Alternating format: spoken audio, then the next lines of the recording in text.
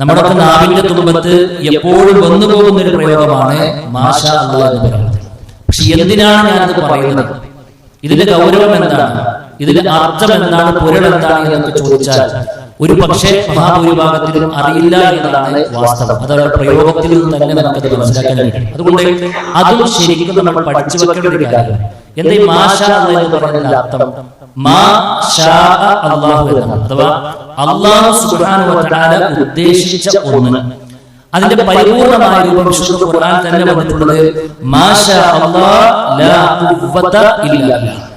അല്ലാഹു ഉദ്ദേശിച്ച ഒന്നാണ് ഇത്, അല്ലാഹുവല്ലാതെ വേറെ കഴിവില്ല എന്ന് പറഞ്ഞു കഴിഞ്ഞാൽ സുഹൃത്തുക്കളെ, ഇത് നമ്മൾ നടത്തുന്ന വലിയൊരു പ്രഖ്യാപനമാണ്.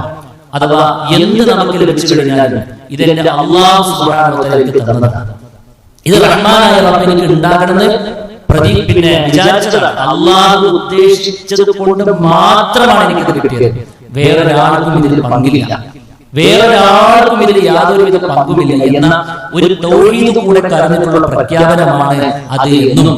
ഇത് എന്റെ റബ്ബിന്റെ ഉദ്ദേശം കൊണ്ട് മാത്രം എന്ന് പറയുമ്പോൾ എന്റെ കഴിവ് അതിലില്ല, എന്റെ കഴിവ് കൊണ്ടല്ല, എന്റെ മാൻ പവർ കൊണ്ടോ എന്റെ സ്കില്ല് കൊണ്ടോ എന്റെ കഴിവ് കൊണ്ടോ ഞാൻ ചോര നീരാക്കിയത് കൊണ്ടോ എന്നൊന്നല്ല നമ്മൾ പറയുന്നത്. പലപ്പോഴും എന്തൊന്ന് കിട്ടുമ്പോഴും അങ്ങനെയാണ് ആളുകൾ പറയാൻ ശ്രമിക്കാറുള്ളത്. അതൊക്കെ ഞാൻ എന്റെ കഴിവ് കൊണ്ട് നേടിയതാണ്, അത് ഞാൻ എന്റെ സാമർത്ഥ്യം കൊണ്ട് കരസ്ഥാക്കിയതാണ്. ബിസിനസ്സിൽ എനിക്ക് വർഷങ്ങളോളമുള്ള പാരമ്പര്യമുണ്ട്, അതുകൊണ്ട് എനിക്കറിയാം കരുക്കൾ എങ്ങനെയാണ് നീക്കേണ്ടത് എന്നൊക്കെ പറഞ്ഞ് എല്ലാ ക്രെഡിറ്റും സ്വന്തം പോക്കറ്റിലേക്ക് വരവ് വെക്കുന്ന ഒരു ശൈലി അത് വിശ്വാസിക്ക് പാടില്ല എന്നും തന്റെ ജീവിതത്തിൽ വന്നു ചേരുന്ന മുഴുവൻ നന്മകളും റഹ്മാനായ റബ്ബിന്റെ ഔദാര്യത്തിൽ നിന്നും എനിക്ക് എടുത്തു തന്നതാണ് എന്ന ഒരു വിനയത്തിന്റെ, ഒരു തൗഹീദിന്റെ പ്രഖ്യാപനമാണ് യഥാർത്ഥത്തിൽ മാഷാ അല്ലാഹ് എന്ന് പറയുന്നത്. അതുകൊണ്ട് തന്നെ എന്തിനാണ് ഇങ്ങനെ പറയുന്നത് എന്ന് ചോദിക്കുമ്പോൾ പണ്ഡിതന്മാർ പറയുന്നത്, അത് പറയുമ്പോഴാണ് മനസ്സിന്റെ ഉള്ളിലെ കിബറിന്റെ അംശം, അഹങ്കാരത്തിന്റെ അംശം,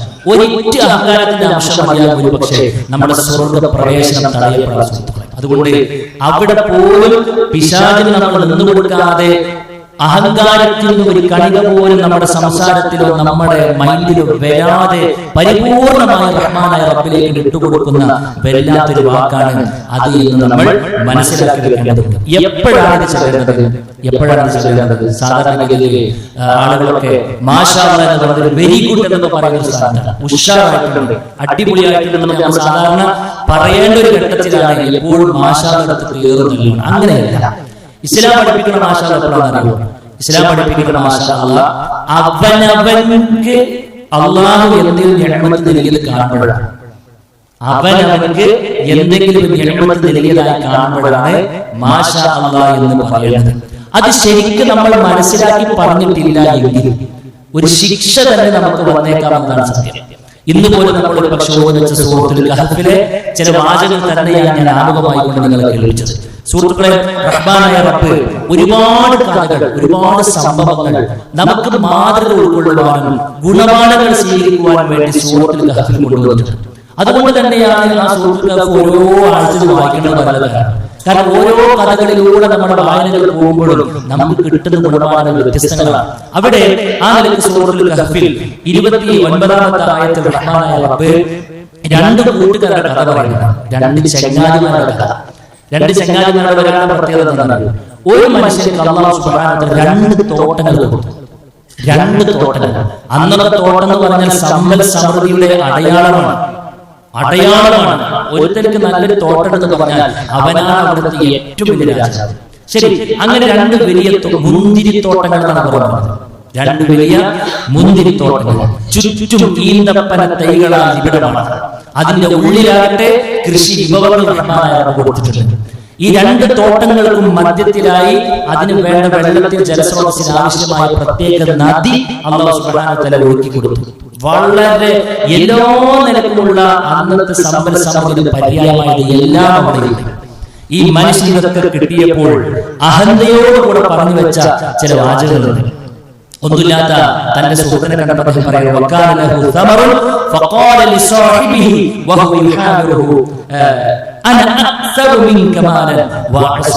എന്താ പറഞ്ഞത്? ഞാനാണ് നിന്നേക്കാൾ എമ്പാടും പണമുള്ളവൻ, എനിക്കാൾ ഏറ്റവും കൂടുതൽ ആൾബലമുള്ളത്. കണ്ടില്ലേ എന്റെ സമ്പൽ സമൃദ്ധി, കണ്ടില്ലേ എന്റെ വരുമാനം, കണ്ടില്ലേ എന്റെ നീക്കിരിപ്പ് എന്ന് പറഞ്ഞ് കിട്ടിയതിന് മുഴുവനും അഹന്ത നടിക്കുകയും തന്നേക്കാൾ താഴെ തട്ടി നിൽക്കുന്ന ആളുകളോട് പിന്നെ അഹങ്കാരത്തോടുകൂടിയും പുച്ഛമനോഭാവത്തോടുകൂടിയും അദ്ദേഹം പറഞ്ഞു. പിന്നെയും ആ സുഹൃത്ത് ഇങ്ങനെ പറഞ്ഞു നോക്കുമ്പോൾ അദ്ദേഹം തന്റെ തോട്ടത്തിലേക്ക് നോക്കിയിട്ട് അതൊക്കെ ഇങ്ങനെ പോയി കണ്ടിട്ട് വീമ്പളക്കുന്ന ചില വാചകമൊക്കെ അതിന് തൊട്ട് താഴെയായിട്ട് കാണാൻ പറ്റും. എന്താ? ഖിയാമത്താണെന്ന് സംഭവിക്കില്ല. ഇതൊന്നും എല്ലാ സമയത്തും എന്റെ കൂടെ ഉണ്ടാകും. ഇനി ഞാൻ മരിച്ചാൽ തന്നെ ഇതിനേക്കാൾ നല്ലത് പഠിച്ചെടുത്ത് തരും എന്നൊക്കെ പറഞ്ഞിട്ടുള്ള അഹന്തയുടെ വർത്തമാനങ്ങൾ പറയുമ്പോൾ നമ്മുടെ വിഷയവുമായി ബന്ധപ്പെട്ടുള്ള കാര്യം പറയുന്നത്. അതിന്റെ സുഹൃത്ത് അദ്ദേഹത്തിന്റെ പടച്ചോനപ്പടിയിൽ അദ്ദേഹത്തിന്റെ സുഹൃത്ത് അദ്ദേഹത്തോട് ഉപദേശിക്കുന്ന ഒരു ഉപദേശം സംഗതി ശരിയാണ്, എനിക്ക് അതൊന്നും കിട്ടിയിട്ടില്ല, എന്നെക്കാട്ടിലൊക്കെ എത്രയോ മീരെയാണ് സുഹൃത്ത് നിനക്കുള്ളത്, ഉന്നതമായ വിഭവങ്ങളെല്ലാം പടച്ചറപ്പ് നിനക്ക് നൽകിയിട്ടുണ്ട്. പക്ഷേ അദ്ദേഹം പറഞ്ഞൊരു വാക്കെന്താണെന്നറിയോ? നിനക്ക് നിന്റെ തോട്ടത്തിലേക്ക് പ്രവേശിക്കുമ്പോൾ പറഞ്ഞുകൂടെ? എന്ത്?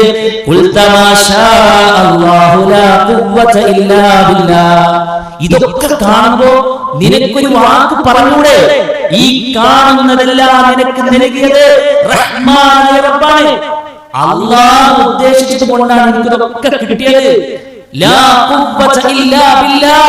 ഇത് നൽകാൻ വേറൊരാൾക്കും കഴിവില്ല എന്ന ആ വാക്ക് നിനക്കൊന്ന് പറഞ്ഞുകൂടായിരുന്നോ എന്ന്.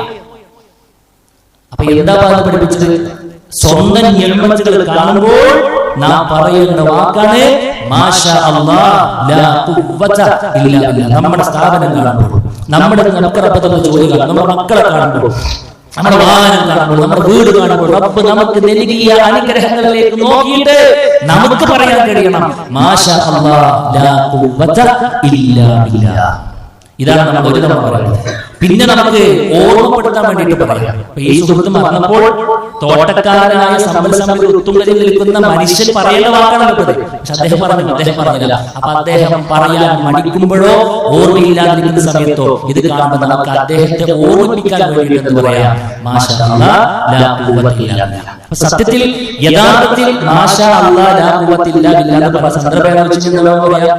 നമ്മുടെ ഇടമത്തിൽ കടന്നത് കാണുമ്പോഴാണ് നമ്മൾ അടിസ്ഥാനപരമായി കൊണ്ട് പറയേണ്ടത് എന്നതാണ്. സുഹൃത്തുക്കളെ, ഇങ്ങനെയൊക്കെ പറഞ്ഞപ്പോഴും അദ്ദേഹത്തിന് അത് പറയാൻ വിസമ്മതിച്ചു. തൊട്ടടുത്തുള്ള ആയത്ത് പോയി വായിച്ചു നോക്കി. തൊട്ടടുത്തുള്ള ആയത്തിൽ 42 നമുക്ക് കാണാൻ കഴിയും. ആ അദ്ദേഹത്തിന്റെ മുഴുവൻ ഫലങ്ങൾക്കും ശിക്ഷ വലയം ചെയ്തു. അള്ളാഹുവിന്റെ ശിക്ഷ മനുഷ്യർക്ക് വന്നെത്തി. കൊടുത്തത് മുഴുവൻ റബ്ബാണ്. കൊടുത്ത റബ്ബിനറിയാം എങ്ങനെ തിരിച്ചെടുക്കണമെന്ന്. നന്ദി കാണിക്കുന്നുണ്ടോ, നന്ദി കേട് കാണിക്കുന്നുണ്ടോ എന്നറിയാം, അല്ലേ? ഇതേ സംഗതി മഹാനായ സുലൈമാൻ നബി സ്വല്ലല്ലാഹു അലൈഹി വസല്ലം ഇതിനേക്കാളും കൂടുതൽ കൊടുത്തപ്പോൾ അദ്ദേഹം പറഞ്ഞ വാക്കെന്താ? ഇതിന്റെ തടവിൽ കൊണ്ട് കിട്ടിയതാണ്. അല്ല, ഹദാ മിൻ ഫളി റബ്ബി ലിയബ്ലുവനി അഷ്കുറ മഗ്ഫുർ. ഇതെന്റെ റബ്ബിന്റെ ഔദാര്യമാണ്. എന്തിനാ റബ്ബ് എനിക്ക് നൽകിയത്? ഞാൻ നന്ദി കാണിക്കുന്നുണ്ടോ അതല്ല നന്ദികൾ കാണിക്കുന്നുണ്ടോ എന്ന് അറിയാൻ വേണ്ടിയിട്ടാണ്. അതുകൊണ്ട് സുഹൃത്തുക്കളെ, ഈ വാക്കുകളല്ലോ അത് നമുക്ക് കിട്ടിയ ഒരു നന്ദിയുടെ കാര്യം, നന്ദിക്കുള്ള വാക്കുകളെയാണ് നമ്മൾ മനസ്സിലാക്കുക. അതിന്റെ വാക്ക് നമുക്ക് കാണാൻ കഴിയും. ഇത് ശിക്ഷ ഭവിച്ചപ്പോൾ അദ്ദേഹത്തിന്റെ കൈയൊക്കെ മരത്തിൽ പറയാ, അത് മുഴുവൻ പന്തലുകളോടെ വേരിങ്ങനെ എന്താ പറയാ, പന്തലുകളോട് വീട് ഉടഞ്ഞു നിൽക്കണം. മുഴുവൻ തോട്ടുകളും അതിലിങ്ങനെ പന്തലിൽ പൊട്ടി വീണുണ്ടാകും. അതേപോലെ വേറെ പോയി അങ്ങനെ ചിന്ന ഭിന്നമായി കൊണ്ട് കിടക്കണം. അപ്പോഴാണ് അദ്ദേഹത്തിന്റെ വീട് തുറക്കണം, മനസ്സ് തുറക്കണം. അപ്പോഴല്ല, ഒരു ശിക്ഷ വരുമ്പോഴല്ല പ്രിയപ്പെട്ടവരെ നമ്മളിത് പറയുന്നത്. അതുകൊണ്ട് മാഷാ അല്ലാഹ് എന്ന വാക്കിന് അത്രത്തോളം പ്രാധാന്യമുണ്ട്. അതിന്റെ ഉള്ളിൽ തൗഹീദിന്റെ പ്രഖ്യാപനമുണ്ട്, ഒരു നന്ദിയുടെ വാക്കുണ്ട്, വിനയത്തിന്റെ സ്വരമുണ്ട്. ഇത് നമ്മുടെ നന്മകൾ കാണുമ്പോഴാണ് അടിസ്ഥാനപരമായി കൊണ്ട് പറയുന്നത്. രണ്ടാമത്തെ ഒരു പ്രയോഗം എന്താണ് സുഹൃത്തുക്കളെ? ബാറക്കല്ലാഹ്. എന്താ ബാറക്കല്ലാഹ് എന്ന് പറഞ്ഞാൽ? അല്ലാഹു നിനക്ക് ബറക്കത്ത് നൽകട്ടെ എന്നാണ്. അല്ലാഹു നിനക്ക് ബറക്കത്ത് നൽകട്ടെ. പ്രാർത്ഥനയല്ല, അതും ഒരു പ്രാർത്ഥനയാണ്. ഇതൊരു പ്രസ്താവനയല്ല. മാഷാ അല്ലാഹ് ഒരു പ്രസ്താവനയാണ്, ഒരു സ്റ്റേറ്റ്മെന്റ് ആണ്. അവനെ കാണുന്നത്, അവരുടെ ജീവിതത്തിൽ കാണുന്നത് പറയാൻ കാര്യം സുഹൃത്തുക്കളെ, ബാറക്കല്ലാഹ്. എന്താണ് ഈ ബറക്കത്ത് എന്ന് പറഞ്ഞാൽ? ബറക്കത്തിന്റെ ആവശ്യം എന്താണ്? അല്ലാഹു നമുക്ക് നൽകിയ അനുഗ്രഹങ്ങളുടെ വർദ്ധനവിനും നിലനിൽപ്പിനും ആവശ്യമായ കാര്യമാണെന്ത് ബറക്കത്ത് എന്ന് പറയുന്നത്. അതുകൊണ്ട് അല്ലാഹു റസൂൽ പറഞ്ഞതാണ്, അല്ലാഹുമ്മ ബാരിക് ലീ ഫീമാ അഅതൈത, പടച്ചോനെ നീ എനിക്ക് നൽകിയതിലെല്ലാം ബറക്കത്ത് കൂടെ നൽകണേ. മക്കളെ നൽകിയിട്ട് കിട്ടിയിട്ട് കാര്യമില്ല, ആ മക്കളെ നമുക്ക് ഉപകാരപ്പെടണമെങ്കിൽ അതിലെന്ത് വേണം? പടച്ചോന്റെ ബറക്കത്ത് കിട്ടണം. ശമ്പളം കിട്ടിയിട്ട് കാര്യമില്ല അല്ലേ, ശമ്പളം കിട്ടിയിട്ട് കാര്യമില്ല, അതിൽ ബറക്കത്ത് കൂടെ കിട്ടണം. അപ്പൊ എന്താ പറയുക, ബാറക്കല്ലാഹ് എന്ന് പറയുമ്പോൾ ഈ ബറക്കത്തിനെയാണ് നമ്മൾ ചോദിക്കേണ്ടത്. ഇതാരാ പറയേണ്ടത്? ഇത് നമുക്ക് വേണ്ടിയിട്ടല്ല, ഇത് നമ്മൾ അവരെ കാണുമ്പോൾ പറയേണ്ട കാര്യമാണ്. വിശ്വാസികൾ പരസ്പരം കൈമാറേണ്ട കാര്യമാണ്. ഇതൊക്കെ മനസ്സ് തട്ടി പറയുന്ന ഒരു വിശ്വാസിക്കിടയിൽ ഒരു ഈഗോ ഉണ്ടാകും, ഒരു വെറുപ്പുണ്ടാകും, ഒരു അസൂയ ഉണ്ടാകും, ഒരു വിദ്വേഷം ഉണ്ടാകും. മനസ്സിനെ മലീമസമാക്കുന്ന സ്വഭാവ വൈകൃതങ്ങളിൽ ഏതെങ്കിലും ഒന്നുണ്ടാകും. അല്ലാഹുവിന്റെ റസൂൽ സ്വല്ലല്ലാഹു അലൈഹി വസല്ലം പഠിപ്പിച്ചത്, ഇദാ അഹദുകും മിൻ നഫ്സിഹി ഔ മാലിഹി ഔ മിൻ അഖീഹി മാ യുഅജിബുഹു ഫൽയജ്അലഹു ബിൽ ബറക. നിങ്ങൾ ആരെങ്കിലും സ്വന്തത്തിനോ അതേപോലെ തന്നെ നിങ്ങളുടെ സുഹൃത്തിന് അടിസ്ഥാനപരമായിട്ട് മറ്റുള്ളവർക്കാണ് പറയുന്നത്. ഒരു സുഹൃത്തിന്റെ ജീവിതത്തിൽ നിങ്ങൾക്ക് അത്ഭുതപ്പെടുത്തുന്ന എന്തെങ്കിലും കണ്ടു കഴിഞ്ഞാൽ ബറക്കത്തിന് വേണ്ടി കൊണ്ട് പ്രാർത്ഥിക്കണം. ഇത് പറയാനൊരു സാഹചര്യം ഉണ്ടായി. മഹാനായ ആമിർ ബിൻ റബീഅ റളിയല്ലാഹു അൻഹു നല്ല സൗന്ദര്യവാനായ മനുഷ്യനാണ്, നല്ല സൗന്ദര്യമുള്ള മനുഷ്യനാണ്. അദ്ദേഹം ഇതുപോലെ ബാത്റൂം കാര്യങ്ങളില്ലാത്ത സമയത്ത് പുറത്തുനിന്ന് കുടിച്ചുകൊണ്ടിരിക്കുകയാണ്. ഇത് മഹാനായ സഹൽ ബിൻ ഹുദൈഫ റളിയല്ലാഹു അൻഹു കണ്ടപ്പോൾ അദ്ദേഹം പറഞ്ഞു, എന്തൊരു ആളുകളുള്ള മനുഷ്യനാണ്. നമ്മളൊക്കെ സാധാരണ പറയുന്ന കാര്യമാണ്, നല്ലൊരു വീട് കാണുമ്പോൾ അല്ലെ, നല്ലൊരു മൊഞ്ചുള്ള വീട് കാണുമ്പോൾ അത്ഭുതപ്പെടുന്ന എന്ത് കണ്ടു കഴിഞ്ഞാൽ നമ്മൾ എന്താക്കും? ആ വാക്കിന് ഇങ്ങനെ തന്നെ പ്രയോഗിക്കും. ഭയങ്കര ഉഷാറായിട്ട് നമ്മൾ നാട്ടിൻപുറത്തെ ശൈലിയിലോ എഡ്യൂക്കേഷനിലോ അതനുസരിച്ചോ ഒക്കെ നമ്മൾ എന്താക്കും? പലതരത്തിലുള്ള പ്രയോഗങ്ങൾ പറയും. ഇദ്ദേഹം സൗന്ദര്യത്തെ കുറിച്ച് മതി പറഞ്ഞ് സംസാരിച്ചപ്പോൾ ഓൺ ദ സ്പോട്ട് അദ്ദേഹം താഴെ വീണു. അദ്ദേഹത്തിന്റെ ബോധം പോയി. റസൂൽ കരീം സ്വല്ലല്ലാഹു അലൈഹി വസല്ലം വാർത്തയെത്തി. അവിടെ അല്ലാഹുവിന്റെ റസൂൽ സ്വല്ലല്ലാഹു അലൈഹി വസല്ലം പഠിപ്പിച്ച തത്വമാണെന്ത്? നിങ്ങൾ ആരെങ്കിലും നിങ്ങളുടെ സഹോദരന്റെ ലൈഫിൽ നിങ്ങൾക്ക് അത്ഭുതപ്പെടുത്തുന്ന എന്തെങ്കിലും ഒന്ന് കണ്ടാൽ ഉടനെ നിങ്ങൾ പറയണം, ഫൽയദ്ഉ ബിൽ ബറക, അവന് വേണ്ടി ബറക്കത്തിന് നിങ്ങൾ ചോദിക്കണം. ഫഇന്നൽ ഐന ഹഖുൻ, കാരണം കണ്ണേർ സത്യമാണ്, കണ്ണേർ സത്യമാണ്. പക്ഷെ കണ്ണ് തട്ടുന്ന പറയാറില്ല, അതുകൊണ്ട് റസൂൽ കരീം സ്വല്ലല്ലാഹു അലൈഹി വസല്ലം പറഞ്ഞതാണ്. അതുകൊണ്ട് അറിയോ, നമ്മുടെ സുഹൃത്ത് വരുമ്പോൾ, അവന്റെ ഒരു വീട് കാണുമ്പോൾ, അവന്റെ വാഹനം കാണുമ്പോൾ, അവന്റെ മക്കളെ കാണുമ്പോൾ, അവന്റെ ഭൗതികപരമായോ അല്ലെങ്കിൽ അവന്റെ ദീനീപരമായ ആഗ്രഹങ്ങൾ കാണുമ്പോൾ, അവർക്ക് കിട്ടിയ അറിവ് കാണുമ്പോൾ, അവനുള്ള ദീനിനോടുള്ള താല്പര്യം കാണുമ്പോൾ, ഇബാദത്തിലെ കണിശത കാണുമ്പോൾ, എപ്പോഴൊക്കെ നമ്മുടെ സുഹൃത്തിൽ ഒരു അനുഗ്രഹം, ഒരു ഖൈർ നമ്മൾ കാണുന്നുണ്ടോ, അവനെ കാണുമ്പോൾ പറയാൻ കഴിയണം, ബാറക്കല്ലാഹു ഫീക്, ബാറക്കല്ലാഹു ഫീക്, നിനക്ക് അല്ലാഹു ബറക്കത്ത് നൽകട്ടെ സുഹൃത്ത്. എന്ന് പറഞ്ഞാൽ എന്താ? ഇപ്പോൾ നിനക്ക് കിട്ടിയ അനുഗ്രഹമുണ്ടല്ലോ, ഇപ്പോൾ നിനക്ക് കിട്ടിയ അനുഗ്രഹമുണ്ടല്ലോ, അത് അല്ലാഹു ആ അനുഗ്രഹത്തിൽ ബറക്കത്ത് നൽകട്ടെ. ഒരു പുതിയ വാഹനം എടുക്കുന്നതിന് വരുമ്പോൾ, അതിന് അതിന് പുതിയൊരു വീട് വെച്ച് നമ്മൾ കൂടുമ്പോൾ, നമ്മുടെ കുശുമ്പോട് കൂടെ അസൂയ കണ്ണോട് കൂടെ മൂലക്കിരുന്ന് തേങ്ങ അല്ല പഠിപ്പിച്ചത്, പ്രാർത്ഥിക്കാൻ വേണ്ടി പറയാം. അവന് വേണ്ടി പ്രാർത്ഥിക്കുമ്പോൾ മലക്ക് നിനക്ക് വേണ്ടിയിട്ടും പ്രാർത്ഥിക്കുന്നുണ്ട്. ആ കാര്യം നമ്മൾ മറക്കരുത്. അതുകൊണ്ട് എന്താ അറിയോ, ബറക്കത്തിന് വേണ്ടി ചോദിക്കണമെന്നാണ് പറഞ്ഞിട്ടുള്ളത്. എന്നാൽ ബാറക്കല്ലാഹ് എന്നത് സ്വന്തത്തിന് വേണ്ടിയും എന്താക്കാം, നമുക്ക് പ്രാർത്ഥിക്കാം. മറ്റുള്ളവർക്ക് പറ്റുമെന്നല്ല, അടിസ്ഥാനപരമായിട്ട് നമ്മൾ മറ്റു സുഹൃത്തിന്റെ നന്മ നമ്മൾ പറയേണ്ടതാണ്. സ്വന്തം നന്മയുടെ നിലനിൽപ്പിനും ബർക്കത്തിനും വേണ്ടിയിട്ട് മാഷാ അല്ലാഹ് നമ്മൾ പറയേണ്ടത്. എന്നാൽ പ്രവാചകൻ പറഞ്ഞു, അഹദുക്കും മിൻ നഫ്സിഹി ഔ മാലിഹി, തന്റെ നഫ്സിൽ, സ്വന്തത്തിൽ, സ്വന്തം സമ്പത്ത് നമുക്ക് തന്നെ നമ്മുടെ അത്ഭുതം തോന്നിക്കോ, നമുക്ക് തന്നെ നമ്മൾ ചെയ്തു വെച്ച ഒന്നിലോ അല്ലെങ്കിൽ നമുക്ക് ലഭിച്ച ഒന്നിലോ അത്ഭുതം തോന്നാനോ, അതെന്തുവേണം? ബാറക്കല്ലാഹ് എന്ന് നമ്മൾ നമുക്ക് വേണ്ടി പ്രാർത്ഥിക്കണമെന്നും അല്ലാഹുവിന്റെ റസൂൽ സ്വല്ലല്ലാഹു അലൈഹി വസല്ലം നമ്മളെ പഠിപ്പിച്ചിട്ടുണ്ട്. അത് നമ്മൾ പ്രത്യേകം തെറ്റാതെ പ്രാർത്ഥന മനോഭാവത്തോടു കൂടെ ചൊല്ലാൻ നമുക്ക് കഴിയണം. മൂന്നാമത്തെ ഒരു പ്രയോഗമാണ് തബാറക്കല്ലാഹ് എന്നത്. ഇതൊക്കെ അങ്ങോട്ടും ഇങ്ങോട്ടാണ് ഉപയോഗിക്കുന്നത്. മാഷാ അല്ലാഹ് തബാറക്കല്ലാഹ്, ബാറക്കല്ലാഹ് തബാറക്കല്ലാഹ്. തബാറക്കല്ലാഹ് എന്ന് പറഞ്ഞാൽ എന്താണ്? അതൊരു പ്രാർത്ഥനയല്ല, അത് സ്റ്റേറ്റ്മെന്റ് ആണ്. എന്ന് പറഞ്ഞാൽ ഒരു പ്രസ്താവന, ഒരു പ്രഖ്യാപനം. എന്താ? അല്ലാഹു സുബ്ഹാനഹു വ തആല ബറക്കത്തുള്ളവനാണ്. എല്ലാ ഖൈറുകളും അല്ലാഹുവിൽ നിന്നാണ്. എന്റെ എല്ലാ ഖൈറുകളും എനിക്ക് വരുന്നത് റബ്ബിൽ നിന്നാണ്. അത് സിഎമ്മിൽ നിന്നല്ല, അത് വേറൊരാളിൽ നിന്നല്ല, അത് ആളുകൾ പറയുന്ന പോലെ മറ്റു പല ശേഷന്മാരിൽ നിന്നല്ല, ബീവിമാരിൽ നിന്നല്ല, അത് അല്ലാഹുവിൽ നിന്നാണ്. അത് അല്ലാഹുവിൻ തൗഹീദിന്റെ പ്രഖ്യാപനമാണ്. എത്ര സൂറത്തുകളാണ്? തബാറക്കല്ലദീ ബിയദിഹിൽ മുൽക്ക്. അല്ലാഹു തന്നെ അല്ലാഹുവിനെ കുറിച്ച് പറയുന്നത് ഞാൻ ബറക്കത്തുള്ളവനാണ്. നിങ്ങൾക്ക് വേണ്ട എല്ലാ ബർക്കത്തും നൽകുന്നത് ഞാനാണ് എന്നതാണ് സുഹൃത്തുക്കൾ പറയുന്നത്. അതുകൊണ്ട് നമ്മൾ അത് ഒരു പ്രാർത്ഥന വാചകം എന്ന നിലയ്ക്കല്ല, ഒരു പ്രഖ്യാപനം എന്ന നിലയ്ക്ക്, തൗഹീദിന്റെ ആദർശത്തിന്റെ പ്രഖ്യാപനം എന്ന നിലയ്ക്കാണ് നമ്മൾ പറയേണ്ടത്. അപ്പൊ എപ്പോഴാണ് പറയേണ്ടത്? എപ്പോഴാണ് തബാറക്കല്ലാഹ് പറയുന്നത്? അല്ലാഹു സുബ്ഹാനഹു വ തആലയുടെ സൃഷ്ടി വൈഭവങ്ങൾ കാണുമ്പോൾ നമുക്കത് പറയാം. അള്ളാഹുവിന്റെ കുദറത്ത് നമുക്ക് ബോധ്യപ്പെടുമ്പോൾ നമുക്ക് പറയാം. നമ്മൾ ടൂർ പോയത് കൊണ്ട് അവിടെയുള്ള കാഴ്ചകൾ കാണുമ്പോൾ അള്ളാഹുവിന്റെ കുദറത്ത് നമുക്ക് ബോധ്യപ്പെടുകയാണ്, അല്ലേ? കുദറത്ത് ബോധ്യപ്പെടുമ്പോൾ നമുക്ക് പറയാം തബാറക്കല്ലാഹ്, അല്ലേ? ഇതാരോടല്ല, ഇതാർക്കുള്ള പ്രാർത്ഥനയല്ല, ഇത് നമ്മൾ പ്രഖ്യാപിക്കുകയാണ്. പ്രാർത്ഥന ബാറക്കല്ലാഹിനാണുള്ളത് അവരുടെ വേണ്ടി, പ്രാർത്ഥന മാഷാ അല്ലാഹിനാണുള്ളത് സ്വന്തത്തിന് വേണ്ടി.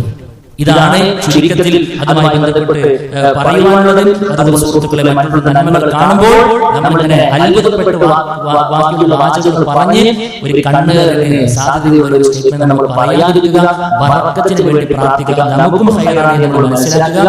മാഷാ അല്ലാഹ് മാത്രമല്ല, മാഷാ അല്ലാഹ് ലാ ഖുവത ഇല്ലാ ബില്ലാഹ് എന്നാണ് നമ്മൾ പറയേണ്ടത് എന്നതാണ് സൂചിപ്പിക്കുന്നത്. വെരി ഗുഡ്, ഉഷാറായിട്ടുണ്ട് എന്ന സാഹചര്യങ്ങളൊന്നും ഇത് നമ്മൾ ഉപയോഗിക്കാതിരിക്കുക. അതിനൊക്കെ നല്ല നല്ല പദങ്ങൾ വേറെ പഠിക്കുക എന്നതാണ് പറയുന്നത്. സ്ഥാനത്താണ് നമ്മൾ ഉപയോഗിക്കേണ്ടത്, അസ്ഥാനത്തല്ല. അൽഹംദുലില്ലാഹ്, പഠിക്കാൻ ഭാഗ്യം ലഭിച്ചവർക്ക് സൂക്ഷിക്കുക, ശ്രദ്ധിക്കുക, ഈ ശിആറുകളെ കൊണ്ട് നടക്കുക, സംരക്ഷിക്കുക. അല്ലാഹു അനുഗ്രഹിക്കുമാറാകട്ടെ. അഖൂലു ഖൗലി ഹാദാ അസ്തഗ്ഫിറുല്ലാഹ ലി വലക്കും വൽജമീഇ മുസ്ലിമീന വസ്തഗ്ഫിറു മിൻ കുല്ലി ദംബ് ഇന്നഹു ഗഫൂറുർ റഹീം.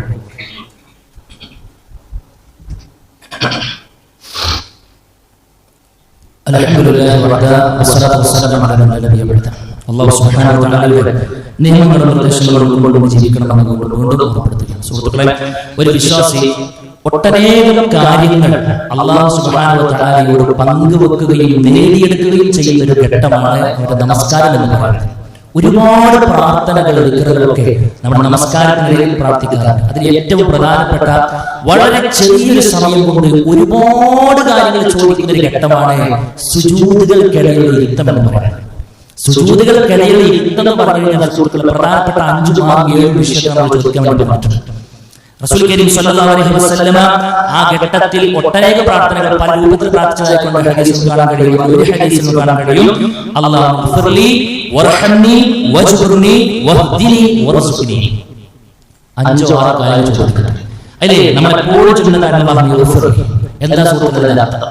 അത് കേവലം ഇങ്ങനെ ഓട്ടോമാറ്റിക് ആയിക്കൊണ്ട് ഇങ്ങനെ പറഞ്ഞു പോകുന്ന രൂപത്തിനപ്പുറത്ത് മനസ്സ് തട്ടി ചൊല്ലാൻ നമുക്ക് കഴിയണം എന്നതാണ് സൂചിപ്പിക്കുന്നത്. അല്ലാഹു ഗ്ഫിർലി എന്ന് പറയുമ്പോൾ ശറഈൽ കാണാൻ കഴിയും, ദുനൂബി വമാ കാന മിൻ സയ്യിദ്. അല്ലാഹുവേ, എന്റെ ജീവിതത്തിൽ വന്നുപോയിട്ടുള്ള എല്ലാ പാപങ്ങളും ഒന്നുപോലും ഒഴിയാതെ എല്ലാ പാപങ്ങളും റഹ്മാനായ റബ്ബേ അറിഞ്ഞു ചെയ്യുവാനൊക്കെ നിനക്ക് പുറത്തു തരണം. കാരണം പരലോക ജീവിതത്തിലെ വിജയം ആഗ്രഹിക്കുന്നത് ആത്മാർത്ഥമാണെങ്കിൽ ഏറ്റവും പ്രധാനപ്പെട്ട കടമ നമ്മുടെ പാപങ്ങൾ കഴുകിക്കളയുക എന്നതാണ്. അതുകൊണ്ട് തന്നെ ഏറ്റവും കൂടുതൽ പ്രാധാന്യം പ്രാർത്ഥന വേളകളിൽ അല്ലാഹുവിന്റെ റസൂൽ സ്വല്ലല്ലാഹു അലൈഹി വസല്ലം കൊടുത്തിട്ടുള്ളത് പാപമോചനത്തിന് വേണ്ടിയിട്ടാണ്. അതുകൊണ്ട് പാപമോചനമാണ് നമ്മൾ ചോദിക്കുന്നത്. പിന്നെ പറഞ്ഞത് വർഹംനി, എന്നോട് അല്ലാഹുവേ നീ റഹ്മത്ത് കാണിക്കണം. എന്താണ് കൂടുതൽ പ്രത്യേകത? ഐ അൻസിൽ അലയ്യ റഹ്മതക ബിഖബൂലി അമലി വഇബാദതി. ഞാൻ ചെയ്യുന്ന ഈ ഇബാദത്തുകളെല്ലാം സ്വീകരിച്ച്, എന്റെ അമലുകളെല്ലാം നീ സ്വീകരിച്ച് നിന്റെ റഹ്മത്ത് എന്നിൽ ചൊരിയണേ എന്നാണ്. സുഹൃത്തുക്കളെ, അല്ലാഹുവിന്റെ റഹ്മത്ത് കിട്ടാതെ സ്വർഗ്ഗത്തേക്ക് നബി കരീം സ്വല്ലല്ലാഹു അലൈഹി വസല്ലമക്ക് പോലും കാലെടുത്ത് വെക്കാൻ കഴിയില്ലെന്നാണ് നബി തങ്ങൾ നമ്മളെ പഠിപ്പിച്ചിട്ടുള്ളത്. അതുകൊണ്ട് വർഹംനി എന്ന് ചോദിക്കുമ്പോൾ സ്വർഗ്ഗ പ്രവേശനത്തിന്റെ രണ്ടാമത്തെ മാനദണ്ഡമായ റഹ്മത്ത് ചോദിക്കുകയാണ്. ജന്നത്ത് എന്ന് പറഞ്ഞ റഹ്മത്താണ്. സ്വർഗ്ഗം അല്ലാഹുവിന്റെ റഹ്മത്ത് കൊണ്ട് കിട്ടണം. കാരുണ്യം കിട്ടിയവർക്ക് മാത്രമേ സുഹൃത്തുക്കളെ അത് കിട്ടുകയുള്ളൂ. പിന്നെ പറഞ്ഞു വആഫിനി, അല്ലാഹുവേ സൗഖ്യം എനിക്ക് നൽകണേ. സൗഖ്യം എന്ന് പറഞ്ഞാൽ സുഹൃത്തുക്കളെ, സൗഖ്യം എന്ന് പറഞ്ഞു കഴിഞ്ഞാൽ പണ്ഡിതന്മാർ പറഞ്ഞു ഫിദ്ദീനി വദ്ദുനിയ. എന്താ? ദുനിയാവിലുള്ള സൗഖ്യം, മതപരമായ സൗഖ്യം. എന്താ ദുനിയാവിലെ സൗഖ്യം എന്ന് പറഞ്ഞാൽ നമ്മൾ വലിയ ഒരു വമുആഫാതൻ മിനൽ മആസി വആഖിബത്തുൻ ഫിൽ ബദൻ വആഫിയത്തുൻ ഫിൽ ബദൻ എന്ന് പറഞ്ഞാൽ അല്ലാഹു സുബ്ഹാനഹു വ തആല ഒരു സൗഖ്യം, ശരീരത്തിൽ സൗഖ്യം നൽകും. ഒരു മാരകമായ രോഗത്തിന് അടിമയല്ലാത്ത സാഹചര്യം. അതിന്റെ പ്രത്യേകത സുഹൃത്തുക്കളെ, പ്രാധാന്യം എത്രയാണ്? ആഫിയത്ത് കിട്ടാതെ അതുമായി ബന്ധപ്പെട്ട ഇൻഷാ അല്ലാഹ് പറയുന്നുണ്ട്. ഒരു ചെറിയ രോഗം പോലെ, ഒരു ചെറിയ രോഗം മതിയാകുന്ന തകർത്തുകളാണ്. മരിക്കോളം കനപ്പെട്ട രോഗത്തിന് നമ്മൾ അടിമപ്പെടാതെ ഒരു റാഹത്തായ രൂപത്തിൽ ശാരീരിക സൗഖ്യം നമ്മൾ നേരിട്ട് മുന്നോട്ട് നമുക്ക് കഴിയണം. അതേപോലെ തന്നെ ദീനിപരമായ സൗഖ്യം. എന്താ ദീനിപരമായ സൗഖ്യം എന്ന് പറഞ്ഞാൽ ഹിദായത്തിൽ ഉറച്ചു നിൽക്കാൻ ചോദിക്കാം. ഹിദായത്തിൽ ഉറച്ചു നിൽക്കാം, ശരിയായ കാര്യങ്ങൾ ശരിക്കും പഠിച്ച് മനസ്സിലാക്കി മുന്നോട്ട് പോകുക. മരിക്കുന്നത് വരെയൊക്കെ കറക്റ്റ് റൂട്ടിൽ ഇങ്ങനെ നിൽക്കുക. അള്ളാന്റെ ദീനിൽ അടിയുറച്ച് നിൽക്കുമ്പോൾ പടച്ചവനെ തിരിച്ചു വിളിക്കുക. ഇതാണ് ആഫിരി എന്ന് പറഞ്ഞാൽ. എന്താ നമ്മൾ ചോദിച്ചത്? ആഫിരി എത്ര പൊതുവെ വാക്യങ്ങൾ പറഞ്ഞു. പക്ഷെ അതിലടങ്ങിയ ആ ഒരു തത്വങ്ങൾ ആലോചിക്കുക സുഹൃത്തുക്കളെ. ഇതൊക്കെ മനസ്സിലാക്കി ചൊല്ലാതിരുന്നാൽ നമുക്ക് വലിയ നഷ്ടമല്ല. അതുകൊണ്ട് നമ്മൾ ശ്രദ്ധിക്കണം. എന്നെ ഹിദായത്തിലാക്കണേ എന്ന ഹിദായത്തു ഇർഷാദിൻ വ മുതാബഅത്തി അൽ അംരിക ലിത്വാഅ എന്ന് പറഞ്ഞാൽ എല്ലാ കാര്യങ്ങളും അറിയാൻ ഹിദായത്ത് കിട്ടണം. പുരാതന അതിലെ എവിടേക്കോ പോണ സമയത്ത് ഒരു ഖുതുബ കേൾക്കണം എന്നുള്ള ഒരു അവസ്ഥയിലേക്ക് പടച്ചവനെ ചില ആളുകളുണ്ട്. എന്താ അള്ളാഹുവിന്റെ ദീൻ ചർച്ച ചെയ്യപ്പെടുന്ന ഒരു സദസ്സിൽ നമ്മൾ എങ്ങനെയോ എത്തപ്പെടും. അതെങ്ങനെ? ചില കാര്യങ്ങൾ നമ്മൾ അറിയിക്കാൻ വേണ്ടി പഠിച്ചിട്ടുണ്ട്. അതൊരു ഹിദായത്താണ്. ഞങ്ങൾ വന്ന് ഇരുന്നു, എന്നിട്ട് വേറെ ഹിദായത്ത് കിട്ടാണ്. അതല്ല ഹിദായത്ത് കേട്ട കാര്യം ജീവിതത്തിൽ പകർത്താൻ കഴിയും. ആ രണ്ടാമത്തെ ഹിദായത്ത് എത്ര പേർക്ക് കിട്ടുന്നുണ്ടാവുന്നത് നമ്മളോട് ചോദിക്കണം, അല്ലേ? ഇതൊക്കെ കേൾക്കാനുള്ള ഭാഗ്യം കിട്ടാന്ന് പറയാൻ ഒന്നാമത്തെ ഹിദായത്താണ്. ഒന്നാമത്തെ ഒരു മാർഗദർശനം നമുക്ക് റബ്ബ് നൽകി. എന്നിട്ട് പഠിച്ചു വെയിറ്റ് ചെയ്യാം. ഇവരെന്താ കാട്ടുന്നത്? കേട്ട നന്മകൾ ജീവിതത്തിന്റെ പച്ചയായ ഇടങ്ങളിൽ അത് കൊണ്ടുവരാൻ നമ്മൾ കഴിയുന്നുണ്ടോ? അൽഹംദുലില്ലാഹ്, രണ്ടാമത്തെ ഹിദായത്ത് നമുക്ക് കിട്ടുകയാണ്. ആ രണ്ട് ഹിദായത്തുമാണ് നമ്മളിവിടെ ചോദിച്ചത്. അല്ലാഹുവേ റിസ്ക് നൽകണേ. എന്താ പറഞ്ഞത്? ഒരുപാട് നൽകുക എന്നുള്ളതല്ല. ദുനിയാവിൽ എനിക്ക് ജീവിച്ചു പോകാൻ പര്യാപ്തമായി, അല്ലെ? ഒരു 4 തലമുറകൾക്ക് ജീവിക്കാനുള്ള ചോദിക്കുന്നത്. അതായത് നമ്മളെ വെച്ച് പോകുന്നതോടുകൂടെ ചിലപ്പോൾ നമ്മൾ പിന്നെ ഏറ്റവും ചിലപ്പോൾ മോശമായ ആളുകൾ ഉപയോഗിക്കാം. നമുക്ക് മരിക്കുവോളം മറ്റുള്ളവരുടെ മുന്നിൽ കൈനീട്ടേണ്ട ഗതികേടില്ലാത്ത രൂപത്തിൽ നമ്മൾ ജീവിച്ചു പോകുക. ആ ഒരു റിസ്കാണ് നമ്മൾ ചോദിക്കുന്നത്. പിന്നെ പരലോകത്തിന്റെ റിസ്കാണ്. എന്താ പരലോകത്തിന്റെ റിസ്ക്? പരലോകത്തിന്റെ റിസ്ക് എന്ന് പറഞ്ഞാൽ അവിടെ വിജയം കിട്ടാന്ന് പറഞ്ഞ ഉദ്ദേശിക്കുന്നത് അവിടെ നമുക്ക് ഉന്നതമായ പദ്ധതികൾ കിട്ടുക എന്നുള്ളതാണ്. ഉന്നതമായ പദവികൾ. അതാണ് പരലോകത്തിലെ എന്ന് പറയുമ്പോൾ ഇഹലോകത്തിലെയും പരലോകത്തിലെയും റിസ്കാണ് നമ്മൾ ചോദിക്കുന്നത്. സുഹൃത്തുക്കളെ, എത്ര കാര്യം നമ്മൾ ചോദിച്ചാൽ, എത്ര വിഷയങ്ങളാണ് നമ്മൾ ചോദിക്കുന്നത്. ഇതിനുവേണ്ടി നമ്മൾ എടുക്കുന്ന സമയമോ ആകെ ഒരു അരമിനിറ്റ് പോലും നമ്മൾ നഷ്ടപ്പെട്ടിട്ടുണ്ടാവും. അതുകൊണ്ട് പ്രിയപ്പെട്ട സുഹൃത്തുക്കളെ, അല്ലാഹുവിന്റെ റസൂൽ സല്ലല്ലാഹു അലൈഹി വസല്ലം പഠിപ്പിച്ച പ്രാർത്ഥനകളൊക്കെ ഗൗരവമൊക്കെ ഒന്ന് അടുത്തറിഞ്ഞ് ഒന്ന് മനസ്സിന്റെ ഉള്ളിലേക്ക് ഇറക്കി വെച്ച് ഒരു 2 മിനിറ്റ് എടുത്ത് അതിനെക്കുറിച്ച് ചിന്തിച്ച് മനസ്സിലാക്കി അതിന്റെ ആത്മാവ് കൊണ്ടുകൊണ്ട് നിർവഹിക്കാൻ എനിക്ക് നിങ്ങൾക്ക് കഴിയണം. റഹ്മാനായ റബ്ബ് തൗഫീഖ് നൽകി അനുഗ്രഹിക്കുമാറാകട്ടെ. അല്ലാഹുവേ, അതിന് മര്യാദയും വന്നുപോയുള്ള ചെറുതുമായ തെറ്റുകൾ കുറ്റങ്ങൾ അല്ലാഹു വിട്ടുപുറത്ത് റഹ്മാനെ. അല്ലാഹു ഞങ്ങൾക്ക് മുമ്പ് മരണപ്പെട്ടു ഞങ്ങളുടെ മാതാപിതാക്കൾ, കൂട്ടുകുടുംബക്കാർ, ആദർശ ബന്ധുക്കൾ എല്ലാവരെയും ഖബറുകളിൽ വിശദമാക്കി കൊടുക്കണം റഹ്മാനെ. നാളെ അവരെ ഞങ്ങളെ നിന്റെ ജന്നാത്തുൽ ഫിർദൗസിൽ ഒരുമിച്ച് കൂട്ടി അനുഗ്രഹിക്കണം റഹ്മാനെ. അല്ലാഹു രോഗം കൊണ്ടും കടം കൊണ്ടും മറ്റു ശാരീരിക സാമ്പത്തിക പ്രയാസങ്ങൾ ഒരുപാട് അനുഭവിക്കുന്ന ആളുകളുടെ സുഹൃത്തുക്കളുടെ സഹോദരന്മാരുടെ അല്ലാഹുവേ എല്ലാവരെയും നൊമ്പരങ്ങൾ മാറ്റി കൊടുക്കണം റഹ്മാനെ. തൽസ്ഥാനത്ത് നീ സന്തോഷത്തെ പ്രദാനം ചെയ്യണം റഹ്മാനെ. അല്ലാഹുവേ, ഞങ്ങളുടെ മക്കളിൽ നീ കൺകുളിർമ നൽകി അനുഗ്രഹിക്കണം റഹ്മാനെ. അല്ലാഹു ഗഫൂർ ലിൽ മുഅ്മിനീന വൽ മുസ്ലിമീന വൽ മുസ്ലിമാത്ത് വൽ അഹ്യാഇ മിൻഹും വൽ അംവാത് ഇന്നക മുജീബു ദഅവാതി യാ ഖാദിൽ ഹജാത്. അല്ലാഹുമ്മ അജ്ർനാ മിനൻ നാർ, അല്ലാഹുമ്മ അജ്ർനാ മിനൻ നാർ, അല്ലാഹുമ്മ അജ്ർനാ മിനൻ നാർ. റബ്ബനാ തഖബ്ബൽ മിന്നാ ഇന്നക അൻത സമീഉൽ അലീം വതുബ് അലൈനാ ഇന്നക അൻത തവ്വാബുർ റഹീം. ആമീൻ ആമീൻ ബിറഹ്മതിക യാ അർഹമർ റഹീം.